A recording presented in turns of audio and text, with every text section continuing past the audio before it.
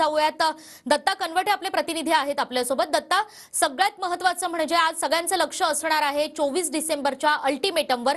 या आजच्या बैठकीमध्ये नेमकी काय चर्चा होऊ शकते मराठा आंदोलकांसोबत?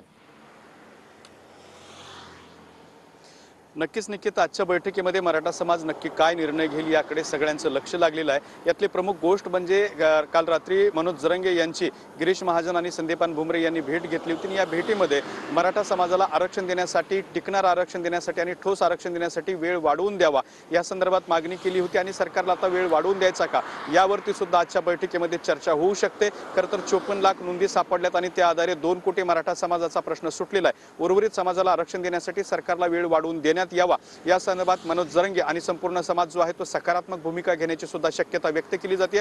दुसरा महत्त्वाचा मुद्दा म्हणजे 24 तारखेला मनोज जरंगे यांनी अल्टिमेटम दिला होता आणि त्यानंतर मुंबईला येण्याचा इशारा सुद्धा दिला होता. या पार्श्वभूमीवरती जर का मनोज जरंगे आणि संपूर्ण मराठा समाज मुंबईत आला तर या आंदोलनाच्या आडून काही ठिकाणी हिंसाचार होऊ शकतो आणि आंदोलनाला गालबोट लागू शकतं. या स्वरूपाचा जो रिपोर्ट जो आहे तो गुप्तचर यंत्रणांनी सरकारला दिल्याची माहिती सुद्धा समोर आलेली आहे.